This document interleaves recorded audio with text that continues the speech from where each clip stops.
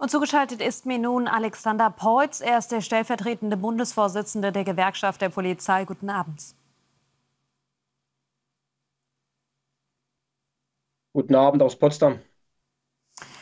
Ihre Gewerkschaft fordert Verschärfungen des Waffenrechts. Aber kann das die Lage wirklich bessern? Wer jemanden mit einem Messer angreifen will, wer dazu fähig ist, der wird sich kaum um ein Verbot scheren.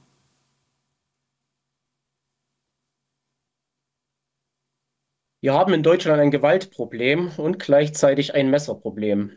Wir verzeichnen einen Anstieg der Gewaltkriminalität. Wir verzeichnen einen Anstieg der Sachverhalte mit dem Tatmittel Messer. Wir haben schlimme Taten erlebt wie in Stuttgart, Solingen und Mannheim. Vor dieser Gewaltspirale haben wir als GdP immer gewarnt und beachten diese natürlich mit Sorge. Ein Messer ist leicht zu erwerben und auch leicht mitzuführen. Was nicht so leicht ist, ist herauszufinden, wer hat ein Messer bei sich und welches Messer ist bei dieser Person. Deshalb fordern wir hier ganz klar, das Personal für diese verdachtsunabhängigen Kontrollen muss bereitgestellt werden. Wir brauchen für die Waffenverbotszonen entsprechende Kontrollen und wir müssen eine Verschärfung des Waffenrechts vollziehen. Es gibt keinen Sachgrund, in Deutschland einen kleinen Waffenschein zu besitzen.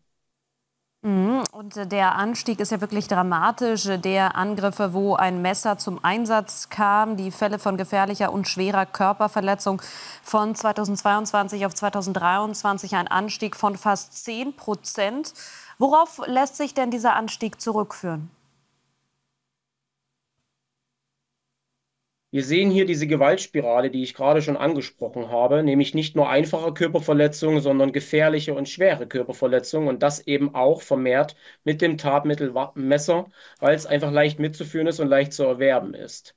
Die Zahlen für 2023 sprechen Bände und wir vermuten, dass eine ähnliche, nicht sogar eine steigende Entwicklung für das Jahr 2024 dargestellt werden wird.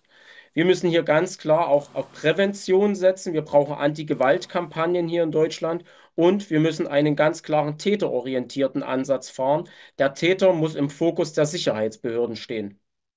Na, dann lassen Sie uns auf das Täterprofil blicken. Was sind das für Menschen? Ich gehe mal davon aus, hauptsächlich Männer, die einfach so immer ein Messer mit sich führen, egal wohin sie gehen. Die Herausforderung, die hier besteht, ist ein steigendes Unsicherheitsgefühl in Deutschland. Und natürlich stellen wir momentan fest, dass es vermehrt Männer sind, die eben ein Messer mit sich führen und damit agieren. Darauf müssen wir reagieren als Sicherheitsbehörden. Wir müssen ganz klar moderne Befugnisse haben. Wir müssen einen täterorientierten Ansatz fahren und wir müssen auch unsere Kolleginnen und Kollegen der Sicherheitsbehörden entsprechend schützen und mit modernen Befugnissen ausstatten, damit sie dieser Lage Herr werden. Was erwarten Sie denn von der neuen Regierung, die wir ja im kommenden Jahr dann haben werden, in Bezug auf die Messerkriminalität? Welche Maßnahmen müssen da ergriffen werden, außer eine Aufstockung der Polizeibeamten? Leider müssen wir vermehrt immer solche schrecklichen Taten wie in Solingen, Mannheim oder Stuttgart erleben, bis ein politisches Umdenken erfolgt.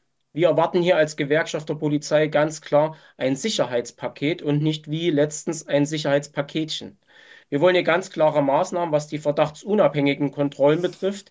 Wir wollen vermehrt Einstellungen, um diese Kontrollen durchzuführen. Wir fordern eine Verschärfung des Waffenrechts. Wir brauchen auch moderne Befugnisse. Damit meine ich die Nutzung von künstlicher Intelligenz, auch biometrische Daten zu nutzen und die Mindestspeicherfrist von IP-Adressen, um leider nach solchen Taten auch den Täter schnellstmöglich Herr zu werden. Und zweitens, die polizeiliche Königsdisziplin ist die Prävention.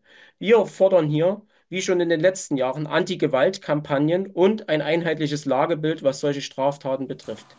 Die Silvesternacht steht bevor und wir hoffen nicht, dass ähnliche Bilder wie in den letzten Jahren auftauchen, wo Rettungskräfte angegriffen werden und leider auch Tatmittelmesser wieder zum Einsatz kommen.